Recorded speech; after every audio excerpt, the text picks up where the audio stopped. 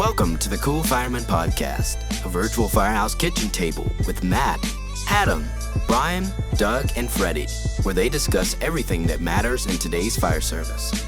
Now let's get to the show. All because Brian is the new Genie in Aladdin. You ain't never, ever friend like me. It was a great performance. I mean, Brian was just nailing it. So good. I don't know how they got so much of that blue paint. Like, how did somebody have it on store?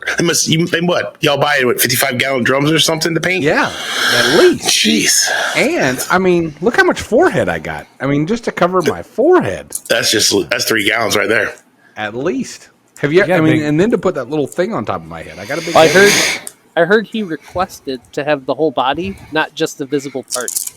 Right. Well, I do It's love true. a good rub down. It's true. Yeah, They said, "Sir, we don't have to put it where you're going to be wearing a shirt." And he said, "No, fill me up." You don't know who I am. I require such things. A slithery snake. Slithery. I'm going to call it my moisturizer routine. Yeah. Oh boy. Who's leading this week? Who's leading? Who knows? Who knows? Only Adam knows. Flip a coin. Flip a coin. Welcome to the Cool Fireman Podcast. You have me, Matt, and you have Brian, or whatever his name is, East Coast Kellys, okay? Unkie, otherwise known as Adam. Freddy, as Fireman Freddy. We don't know where Doug is. I think we heard something about, what was it, Adam? Do you remember where he was? It's something, some kind of legal stuff went down, and we're just waiting to hear back. Yeah, he's on I think he's on an oil derrick somewhere. He's trying to like strike a ridge or something. I heard something about a rectal search. I don't know. Man. Oh, dang! Oh, maybe that's where we were confused. That's where the oil came in. Yeah, I don't know. Anyway. But first, a beer. Oh, there it is. Girl, Shame that the audio thing will probably take that out. Go ahead, describe it. I'll tell it not to. Oh, this is from Pizza Port, which is down here in San Diego, and this is one of their hazy IPAs. It's very good beer, very, very good beer. It even says on here, it says "good beer" if you can see it. Well, you can't because it's blurry. Subliminal messaging. Not subliminal at all if it's written on the side of it. It's a pretty pink can. It's delicious. It's absolutely delicious. It's like drinking a pineapple and a mango in a can with alcohol in it. You tend to go for those hazy IPAs, though. I feel like. Yeah, they're good. Yeah, they're really good. I don't know. I don't remember how I got those. I think Kels got them for me, but yeah, it's a lot of fun. I really like it. Hey, you got what do you got? What I was going to say before we get started. I know we've done a couple of weeks of our sponsors where we just do the little intro thing, and I'd love for folks to drop a comment and let me know if they like it or not, or if they want to hear more about our sponsors, kind of updates and everything else. So that's our first call to action. Drop in the comments. Do you like how we're doing our sponsors or not? Ta-da. Yeah. Speaking of that, you want to talk to them about our sponsors? I like that. Yeah, let's here's a promo from Unkie Seasoning. From the firehouse to your house, Unkie's Seasoning packs bold, firehouse-tested flavor into every meal. Whether you're grilling, roasting, or just sprinkling it on your favorite snacks, our blends turn everyday eats into unforgettable bites. Pick your flavor, shake it on, and taste why it's firehouse approved. Go to unkieseasoning.com. That can. Awesome, dude. I can't get enough of Unkie Seasoning. I just ordered 3 more today. They had 2 from the Elizabeth Salts and the Fire Marshal. Unbelievable! I can't wait. Can I tell a story about Chipotle? Just for a second. Adam, and I haven't even told you this. I'm sorry. Life's been too crazy. So last week at work, we had it's called the Battle of the Bowls, where we did a competition, police versus fire. I did tell you that I won the chili cook-off, but I did. I was the cook, and I won against police. But what I didn't tell you was my secret ingredient was Chipotle seasoning in my chili. So just so you know, put some of that bad boy in the Chief's chili. That was the recipe that I had in the burn box, but I didn't put that on the recipe, but that is the secret ingredient in that. So there you go.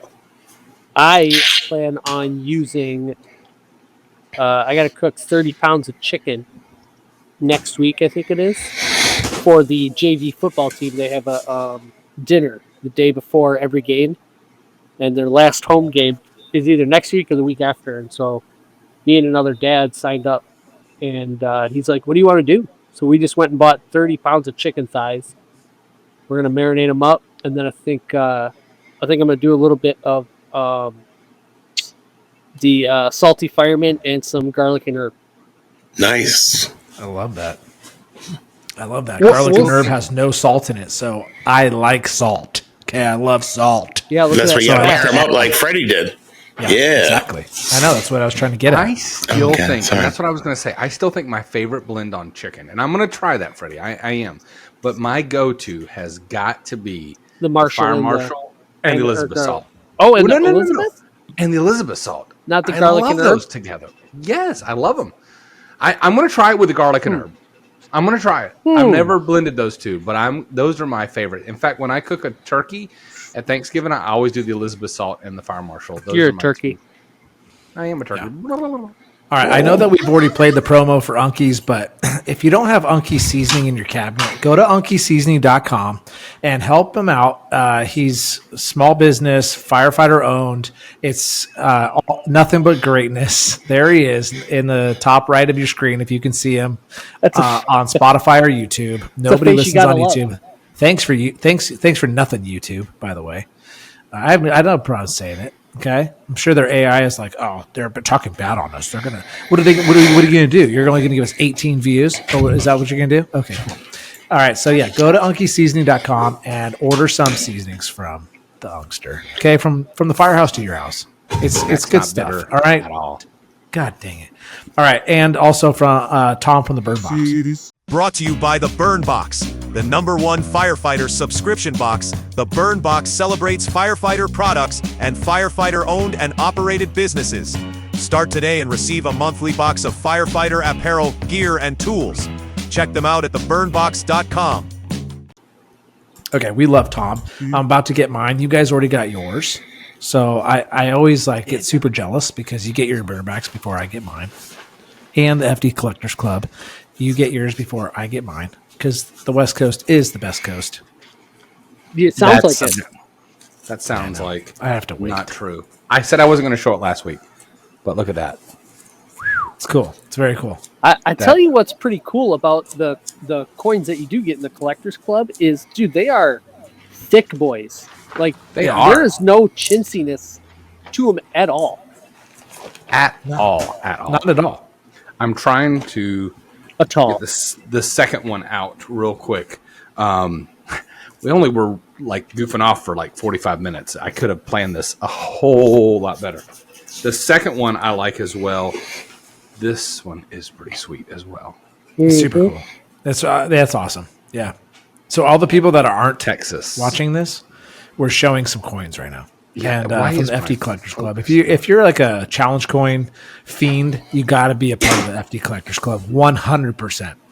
Yeah, there's a lot of guys across this country, across the world, that love challenge coins, and these challenge coins that Tom come up with in collaboration with the cities, the fire departments, is really cool. He does a very good job. I will admit, it's just who knows? You get a patch and a coin, and I get DMs probably weekly, at least one or two. Hey, can I buy a patch? Can I get a patch? Will you send me a patch? Mm-hmm. If you sign up for the Collectors Club, then every month you're going to get a brand new patch, and it's probably going to be from somewhere that you didn't know. Yeah. Yeah. And you get an opportunity to learn about it. It's cool. Yeah. All right, cool.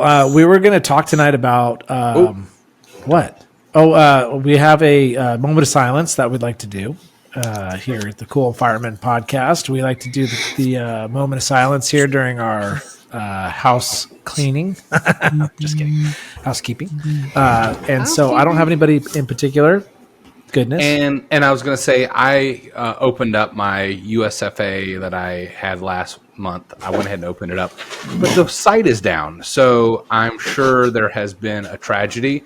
I do want to recognize the town of Southport. which is in Brunswick County, which is very close to my automatic aid, we actually had a mass shooting event there this weekend. And it was very tragic situation. 3 people died, several other people injured, and it was literally 2 districts over from ours. Our crews did not respond, but of all things, it's right on the water. So, Matt, if you remember where we went to eat, it's kind of on that same waterway area, and the shooter was on a boat. Like literally, they were outside at a bar, and the shooter was on a boat. So we've talked about it, regardless of your political opinion or whatever.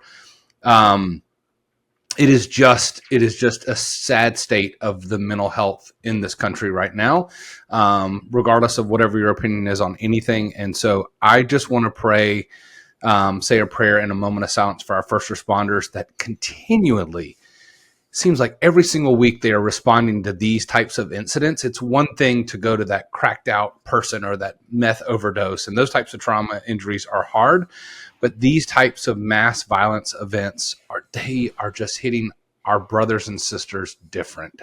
And I just, my heart hurts for them. I don't know if you saw, but up here there was on the same day in Grand Blanc, which is about an hour north of like where I am. The church with the Mormon guy? Yeah. The church. It was Sunday service. There was people there. And before we get to this, I will say you got to commend the people that were in there, because there was a lot of people who said, protect the children. And they grabbed up kids and ran out. But the church was on fire, and it was a shooting too. So that's just awful. Just awful. Yeah. That type of trauma is never good. And so my heart, like I said, it just hurts for our first responders in a different way. And so I know we speak a lot to mental health on this show. And I look back, I came on just after 9/11, and I know how much that changed how we did things. But I also know how much this and the way that we're responding is going to change our generation of the fire service. And so, like I said, I'd love to do it for that too. Yeah, it's good. All right, let's give a short moment of silence.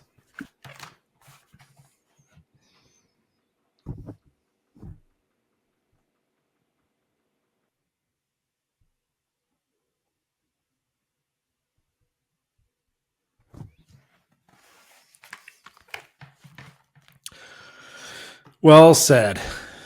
All right. Terrible. Moment of silence is terrible, but it's so needed, and it's God, I don't want to think about it anymore, but we'll move on. We want to talk about family members in the fire service today. Brian, you sent us a text message with, I think it was a Facebook video, and I'm going to play it right now. Hey, you're gonna be on speakerphone for just a minute, because this is okay. Hold on. What are you doing? I'm working at Ron's right now. I just picked up a shift. Okay. Hey, I've got some. Hey, Brennan. Yeah. It's Michael Baker from the fire department. How are you? Good. How are you? Hey, good, man. I was just calling to see if you're still interested in being a Tulsa firefighter. Yes, sir. Absolutely. Okay. Well, we'd love to have you in the next class. Awesome. Wow, that's amazing. So I think your dad's happier than you are, but he's so congratulations. All right. So what you just saw was such a heartwarming, pull on the emotional strings, the heartstrings of a father being able to call his son and tell him that he, basically obtained his dream job. And how cool is that? That was pretty cool. I mean, he got all choked up, couldn't talk, and the fire chief literally had to intervene and say, "Hey, what's up, bud? What are you doing? We'd like to extend an opportunity for you here. What do you think?" And he's like, "Hell yeah, dude, let's go." Yeah. And meanwhile, the dad's over there sobbing. What an amazing feeling, right? I mean, what a cool feeling. And there's 4 of us on this podcast today. You have a son, Fred. Unkie has a son. Brian has a son and I have a son. So not all 4 of our sons, not all of our children will follow in our footsteps. I've actually had my son tell me not that long ago, like, I want to be you when I grow up. And I'm like, oh shit. Like, okay, good and bad. Like, let's go. You say that now.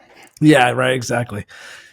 But I can't imagine like what that's going to be like down the road when he gets to that point, that age, where he's learned a bunch of stuff and he's put in his time and he gets that phone call, like how cool of a moment that's going to be. So that video is really cool. Yeah. So thanks for sending that, Brian. Yeah. I appreciate it. My dad, he was one of the first in the state, to get his EMT certification. He literally volunteered just for a little while. He doesn't have the tradition in the fire service like Adam's family does. And Freddie, your parents were not in the fire service, right? No, I'm first generation. Yeah. So I consider my dad to have done it, but not really be in the service, if that makes sense. I mean, I don't know how long it was. I think it was like a year, 2, 3, maybe something like that. But I still think, kind of to your point earlier, like I have 2 sons. One has no desire. He came when I was doing a live burn training for the college and visited me while we were in there. And of course we're in the flashover cell and they open the door and they're like, hey, do you want to see your dad go in or whatever? And so like the fire's rolling over and he was maybe like 6, 7, 8 years old. And like my wife was like, that scared him half to death to see you in there like that. So when I came out, I had to like talk to him and be like, hey, it's okay. Dad was fine. Like, it's not that big of a deal. Like we had talked, being the fire marshal, we had talked so much about fire safety. It was like, oh God, Dad's going into the burning room, not, leaving. But my oldest son, I think I've mentioned this. I think if he did anything, he would do a career in law enforcement. And he's a senior in high school and he's contemplating multiple different things right now. He's trying to just figure life out. But I don't envision him doing it. He has had a couple of instances where he's responded to incidents. There was a car wreck across the street and he drove by a fire. But I don't see him doing that in a different capacity. I mean, I think it's, I know I would kind of wish Doug was here. I know his kids and my kids are about the same age. I'm at a point where I just want my kid to enjoy his job as much as I've enjoyed mine.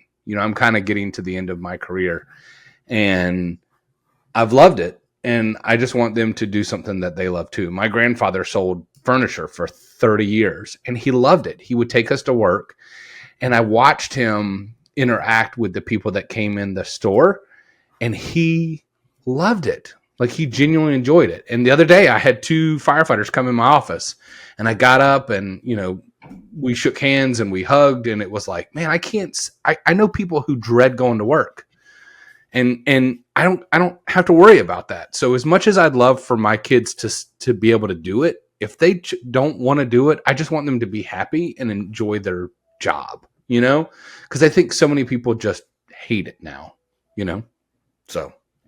Hate what? Hate the fire service or hate what they're doing? No, hate what they're doing. Yeah. We went to lunch today, my wife and I, and a lady and I were talking.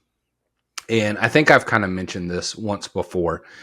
Part of the big reason why I changed out of my current department or from my previous department to my current department was as a full-time fire marshal. I have fire marshal duties now, but as a full-time fire marshal that really oversaw inspections, COVID changed so much about everything, right? In the customer service world. And what I mean by that is I would have somebody call and complain. And when they called to complain, usually pre-COVID, I could kind of talk them down off of a ledge. They'd be really upset. Your inspector came out here and they did this and da-da-da-da. And I let them rant for about 5 minutes and then I could talk them down. Post-COVID and during COVID, they would rant for 30 minutes and I could never talk them down.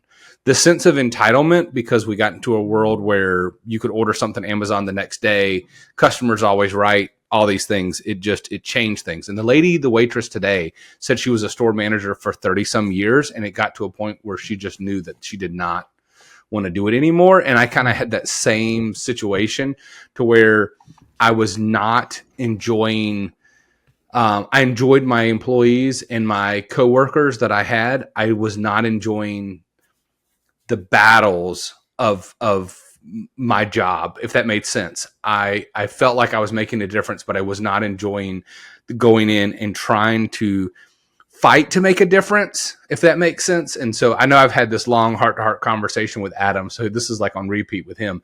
But that's what it is, and that's why I said what I said. I want my kids to go to work and genuinely enjoy their job. And so to me, that is the measurement of success, right? If they, I don't want to say live paycheck to paycheck, I want them to be successful, but I also want them to enjoy it so that way they don't want to just not work. I want them to truly enjoy it. And so that's what made me happy, because when I watched that video and that dad being so excited, I knew it was well, I don't know what he felt, but I'd like to think that he was enjoying it and was so proud because of the joy that he got out of his work. Yeah.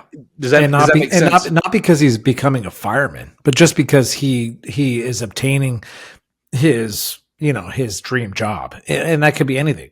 It could be working for a sports center, or it could be working as a nurse. Who fucking knows? It could be anything. Sorry, Rhett. But yeah, it's, but and so I've worked with some brothers that work together in the fire service. I've worked with father son, and it's like so cool. It's so cool, so cool to see that. And I don't know, that would be really cool if Owen decided to do that. But at the same time, I would understand that what you said, Brian, is I'd way rather him be happy in what he's doing the rest of his life for a career than to get into the fire service, if that's not actually what he wanted to do, So we'll see what happens going forward. But I want to ask Adam, like, from a multi-generation, I got into it because my buddies were getting into it and I liked it. But for you, Adam, your brother is a firefighter, your dad is a firefighter. Was it this kind of unwritten thing in your house where it was like the mafia, like, hey, you will do this. You will become part of the how did that go down? Sorry. Freddy's like, I never desired to be a firefighter. Never thought of it, ever. Until a year after high school, a buddy came to me. It's like, hey, I thought you said you're going to join the volunteers with me. I was like, all right, yeah, sure, why not? I'll check it out.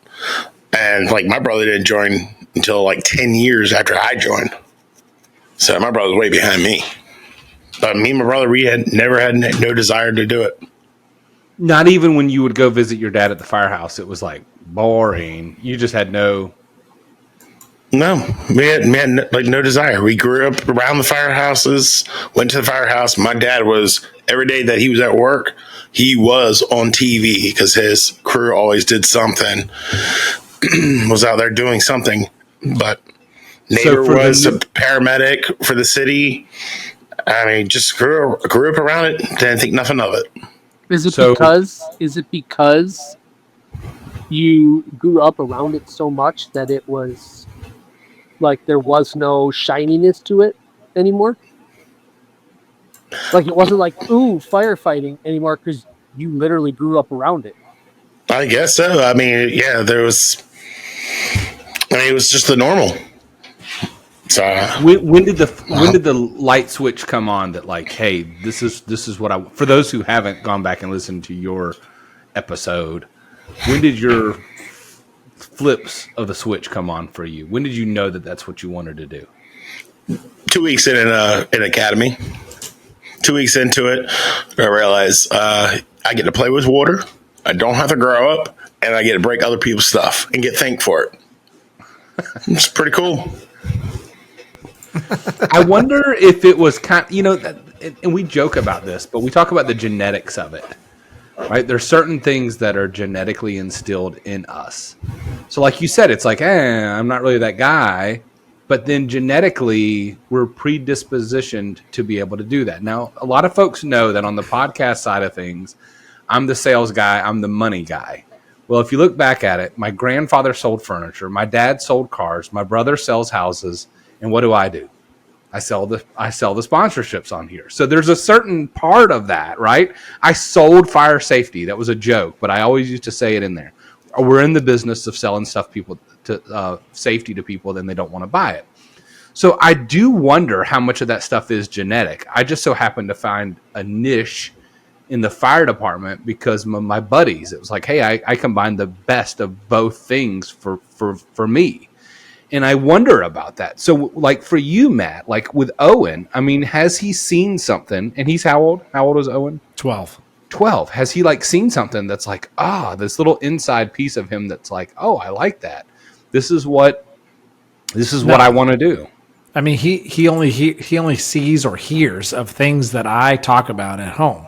And it's, you know, obviously I shelter him from, I don't come home blasting that I just saw some guy hanging from the rafters. You know what I mean? Like I don't do that, but it, you know, I come home and I don't glorify the job either, but I think what he sees, and I'll be honest, like, I don't want to be corny here, but like guys that get into the fire service are typically guys that walk up straighter. They don't hunch over. Like we're guys that mean business. Like and I don't want to I don't want to like sound like corny, but like you can tell a fireman, we stand out like a sore thumb. We do. We stand up. Even my wife will be like, we'll say like, you know, she'll just like look at me and I'll be like, that guy's a fireman. He doesn't have to have a freaking, there was a guy, I was on the fire engine and we were doing our little drive that we do, go get coffee and do a drive. And we saw a guy, no fire sticker on his truck. He was driving a truck, but there was no fire sticker and he didn't have a mustache. We all looked at each other and went, I wonder where that guy works. You can just tell. You can just fucking tell. And so I think Owen at 12 years old, you know, about that time of when his nuts going to drop and his voice is going to get a little lower and he's going to hit puberty, but he can understand like that, like, you know, like, I don't know how to explain it, Brian. It's tough. I'm talking in circles now.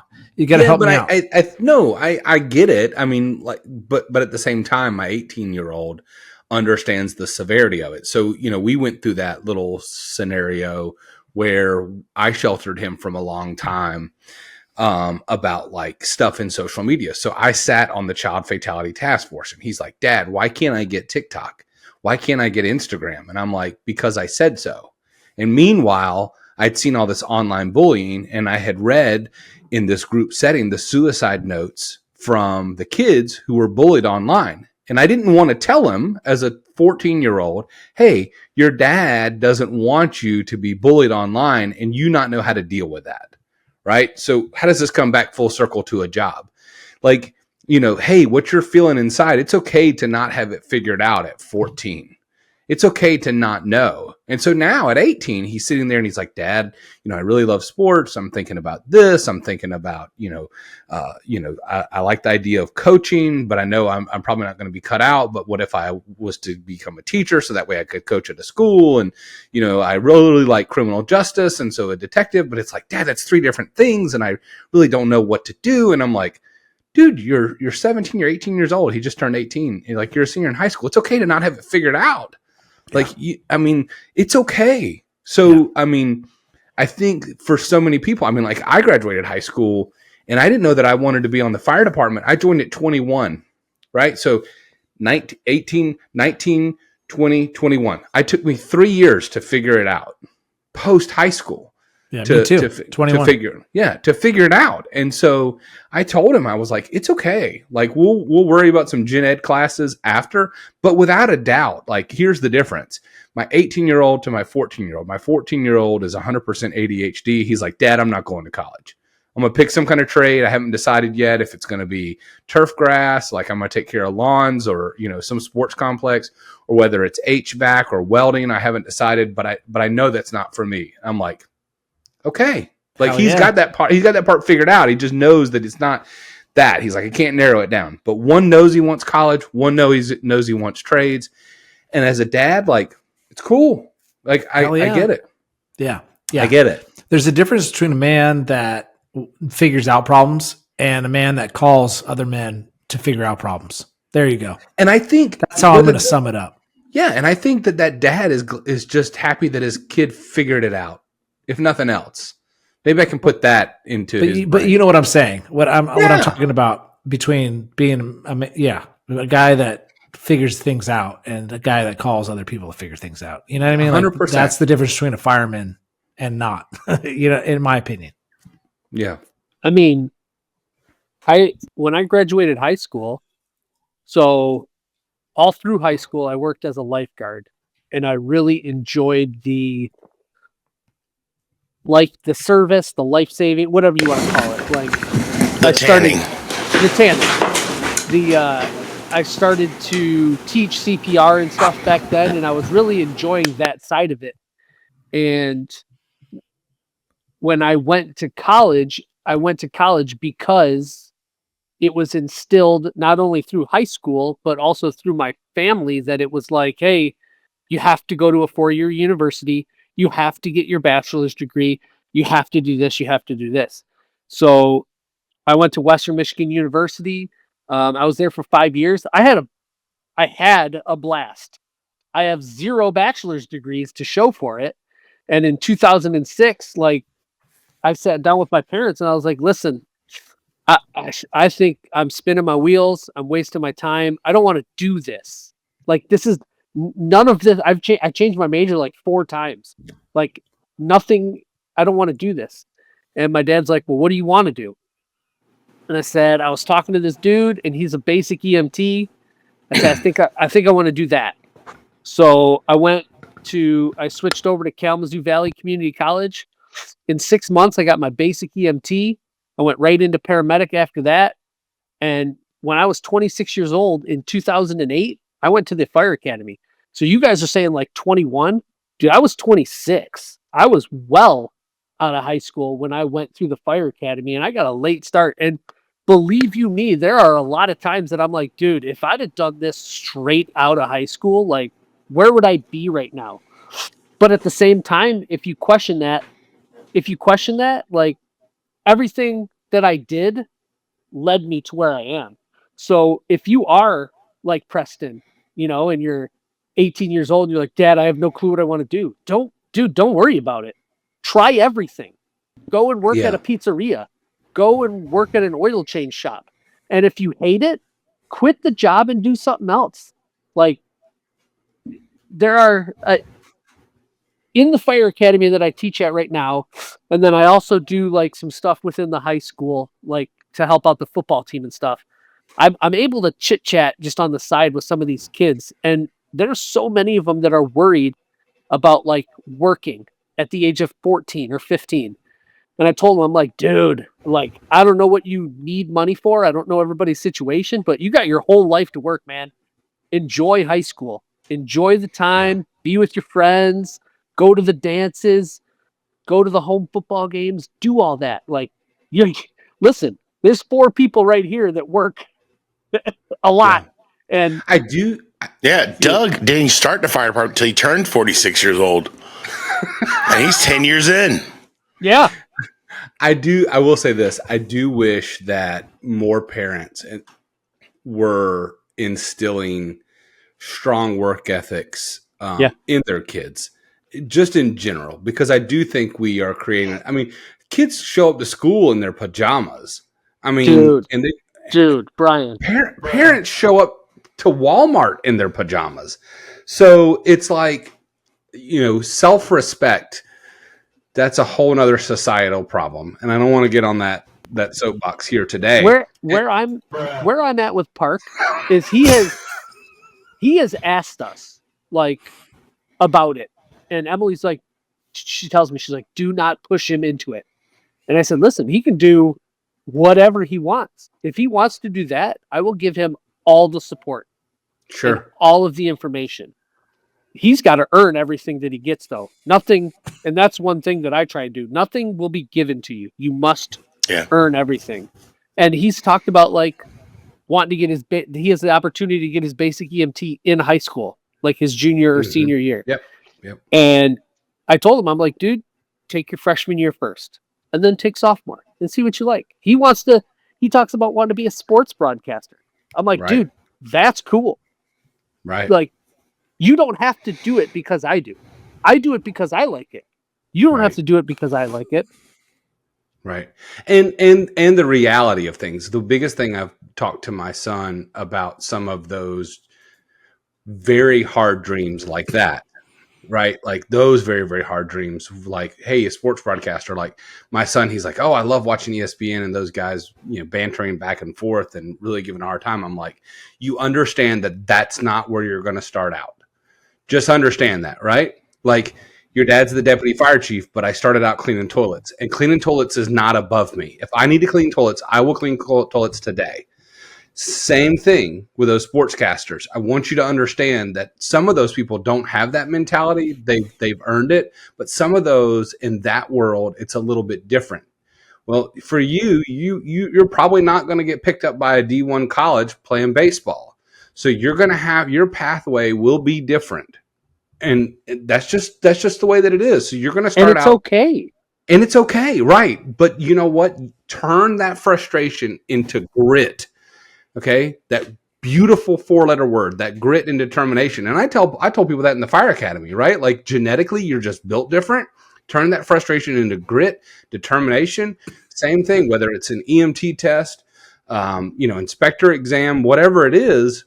And move forward. I mean, for all we know, this dad was crying because his kid had a hard road and whatever. I don't know. I'd love to hear more of that story to see what that dad. I mean, obviously he's proud because it's his son, but love the backstory of why it was so hard. I mean, the part about the kid's running 5 miles in preparation for the academy, 5 miles a day.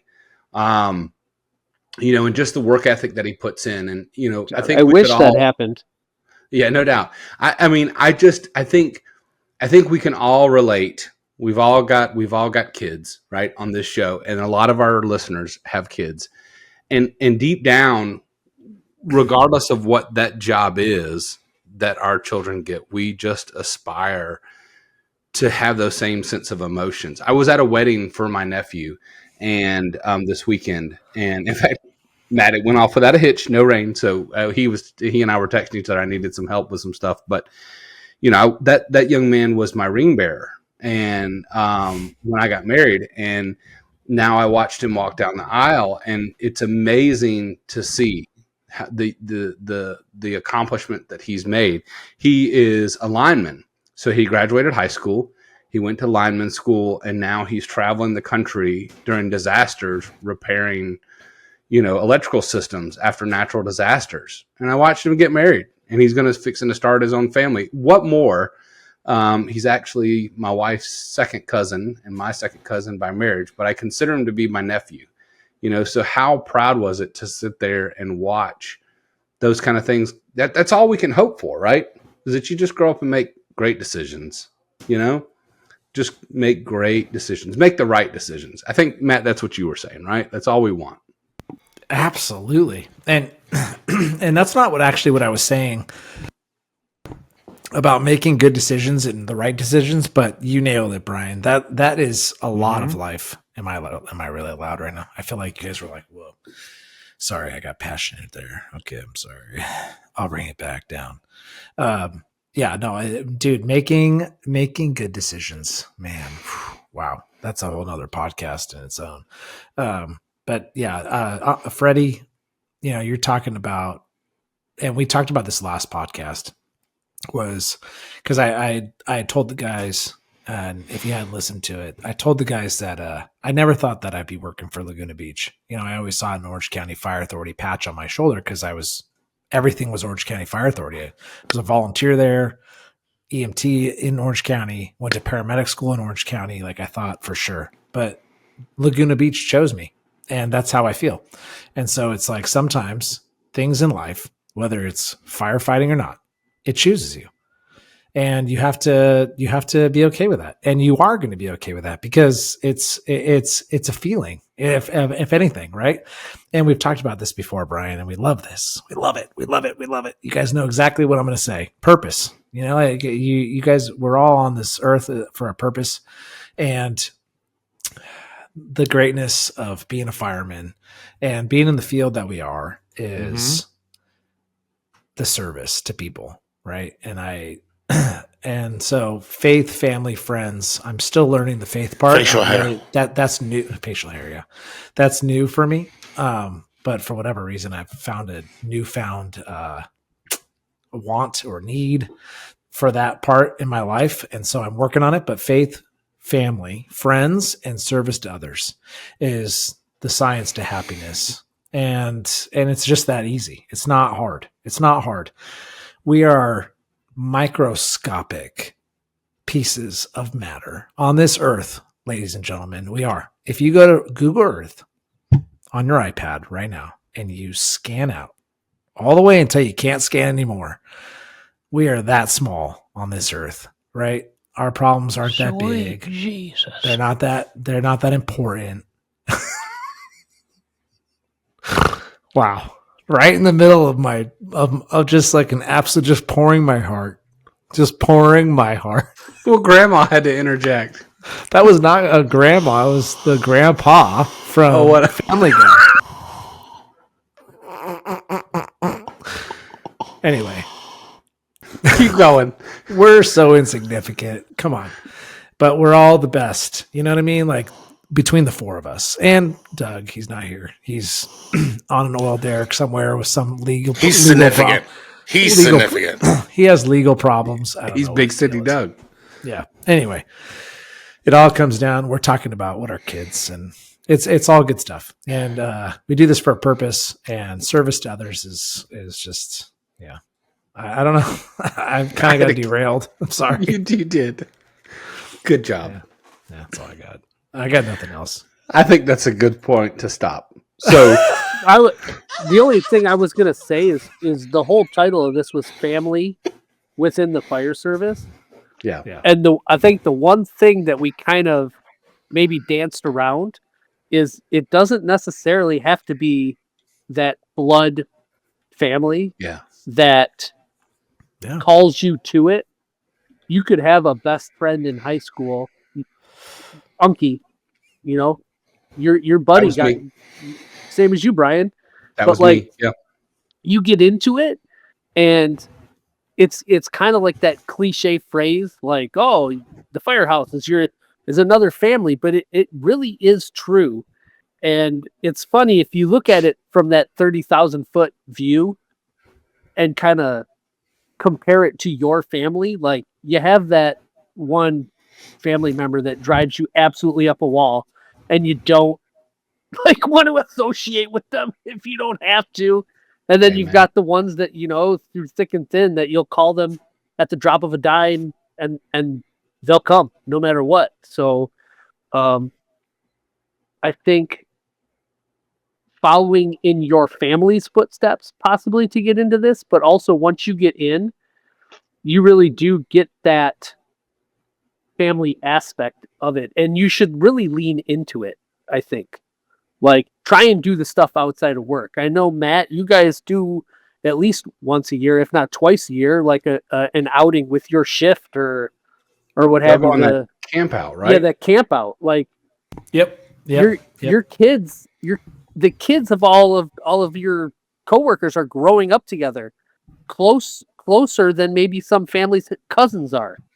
You know, so it really does give you an opportunity to create a bond with people that maybe you weren't born into that family, but God led you together to be family, I guess.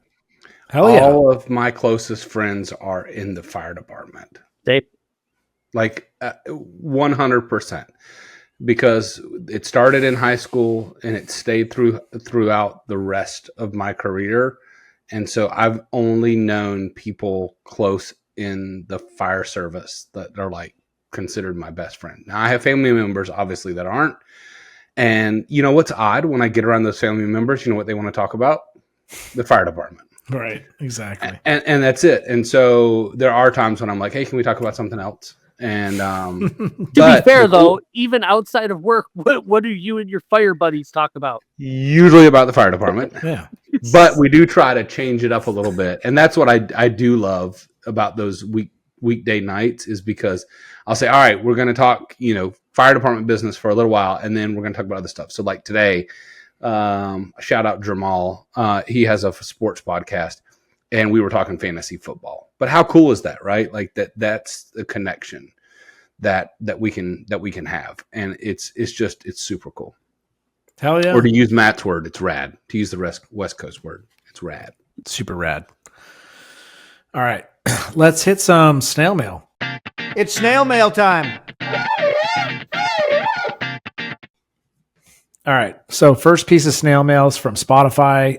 This guy or girl, I'm not sure, is seether.m is a username. And this was on not the last podcast or the one before. It's actually episode 123 where I said use it or lose it. AutoX, EMS, Chaos, and Firehouse training when we talked about a lot about if you don't use it, you lose it, you know? Seether.m said, fantastic episode. I work for a department just north of Big City Doug.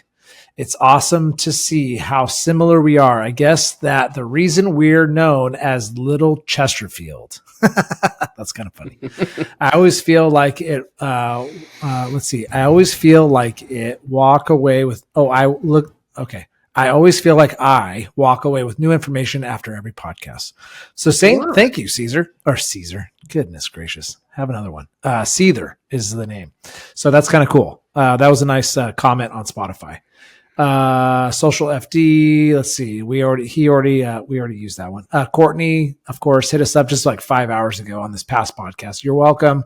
I'm happy to help you guys by commenting because I told everybody that by commenting on Spotify, it helps us in the algorithm. It pushes our podcast to more people. Yeah. Which is dropping. So help us out. And as always, another good episode. And thanks for the shout out. You're welcome, Courtney. So here's another shout out. Let's go to TikTok. Holy Toledo, TikTok. TikTok has been on We fire. have been firing on TikTok. TikTok, we've probably, gosh darn, I'd say the last one was 2,700, then 3,315, then 6,200, almost 10,000. The one before that, it's been we've had a lot of views and a lot of engagement. It's been really good. And so we talked about the snail mail comment from Jake, and we were talking about why fire trucks are so expensive, and Jake's comment, man, it spurred a lot of great engagement. And people were talking, and people definitely agreed with, hey, like the Rev Group, buying the smaller companies and kind of creating a monopoly. And people are sick of it, Brian. This is exactly what we talked about on the last podcast was that people are just tired of waiting 2, 3, 4 years for a fire engine, even longer for a ladder. And they're just getting tired of it. And I think that's why it created a lot of buzz. It's definitely the hot topic right now, and kind of to Jake's point is it's not okay. So what's going to happen with it? I even had people call me after those TikTok videos and after the episode that actually listened and like called me, and I was like, "Well, look, go drop those comments online." And so I think some of those folks did. But, I think that we're almost in a hurry up and wait. We should continue the conversation online because by engaging online, it will not go silent. And so if we just stand there with our arms crossed and go, now what? It's going to go silent. And so we have to keep this conversation going. And so I'll tell you one specific one. Professionally Clueless is his name on TikTok. My theory is that since after 9/11, when grant money was falling out of the sky, departments everywhere got new trucks and replaced old stuff they were stuck with. Now we're 24 years later, and all those trucks are reaching NFPA retirement date and pretty much all at the same time. That's his theory. And there's a good chance that those fire engine manufacturers, they see the buying trends.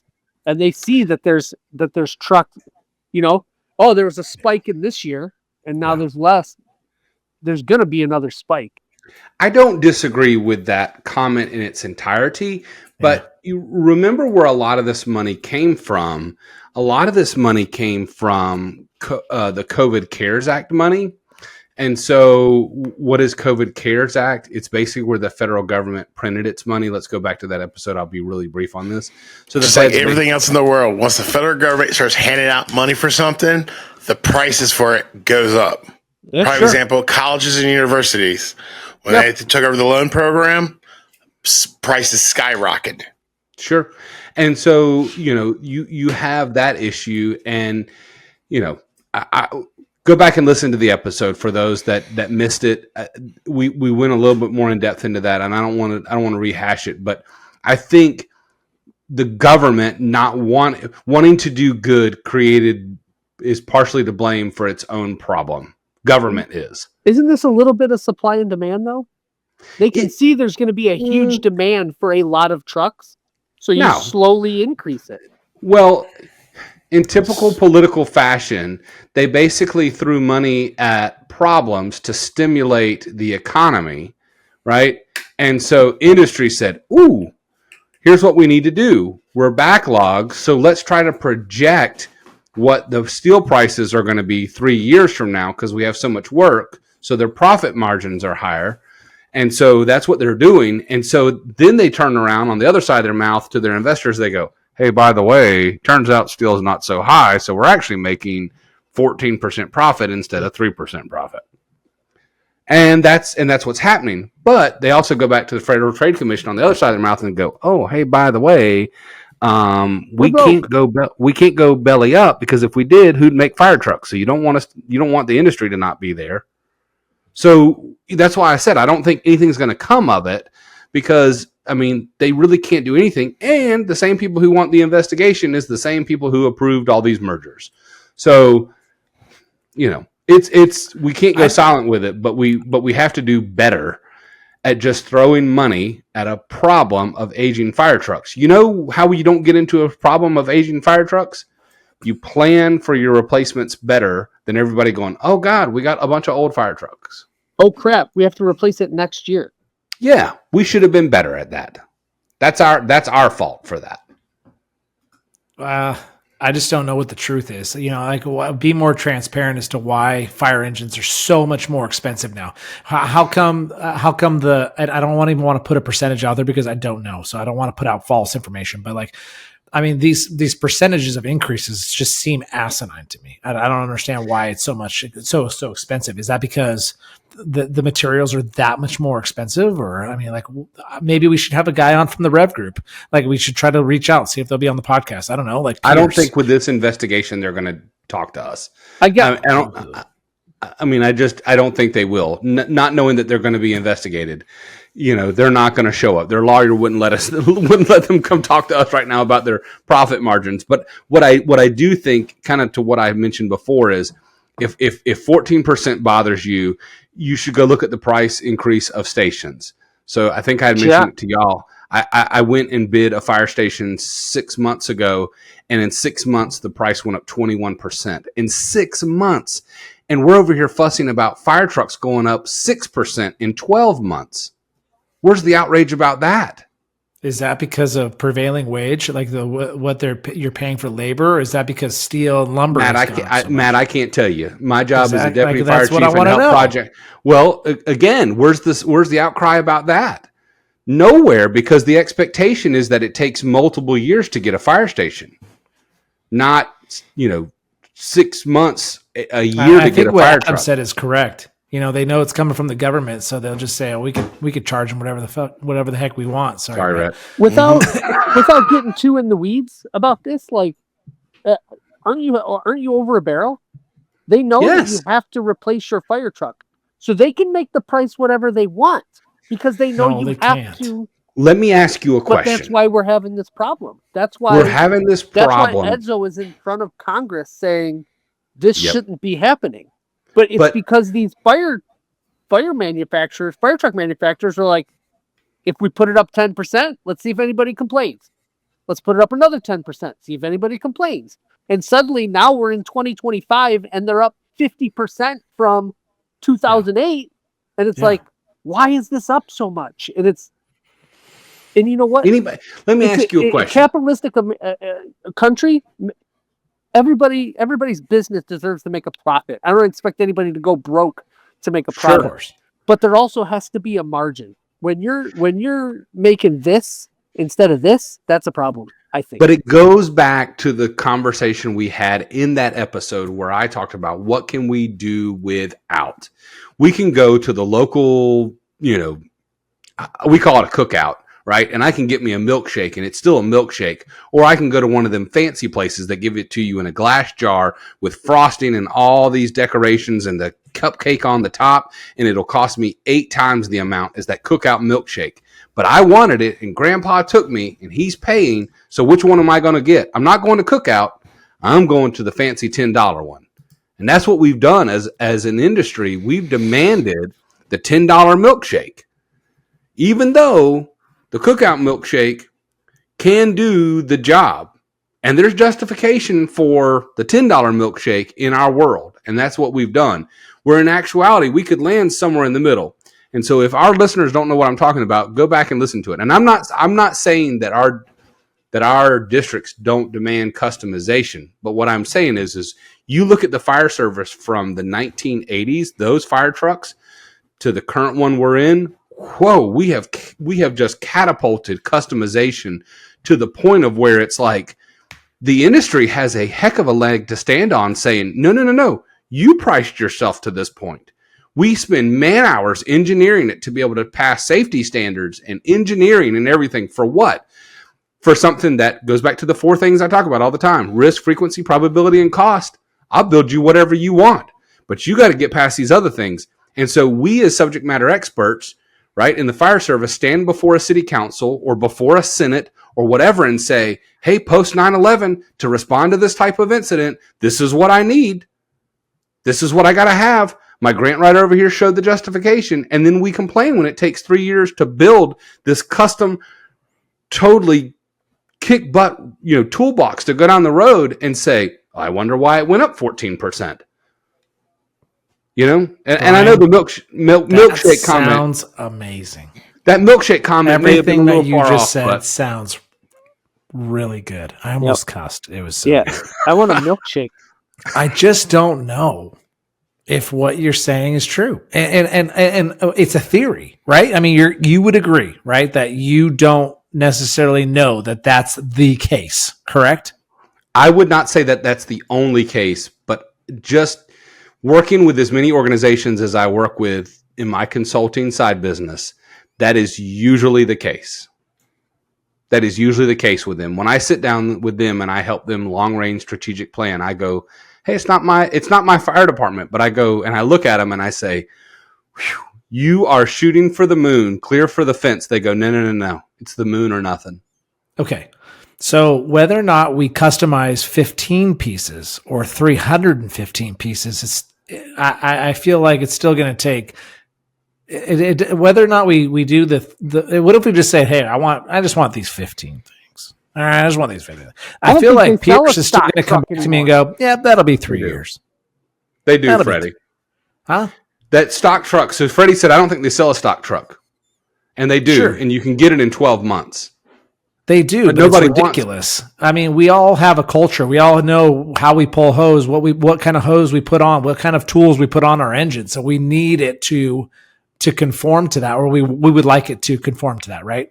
But I just don't think that the amount of time that they're stating that, that this is going to take is in conjunction. I don't think it correlates. I just don't. I don't think that if I was to say, okay, you know what, Brian, you're right. I'm not going to ask for 315 modifications. I'm going to add for 15. It's still going to take 3 years, in my opinion. I think stock rig, 440 options, 12 months. I know because we just built one. Yeah. Custom truck, close to 500, 36 months. I'll tell you what I'm going to do.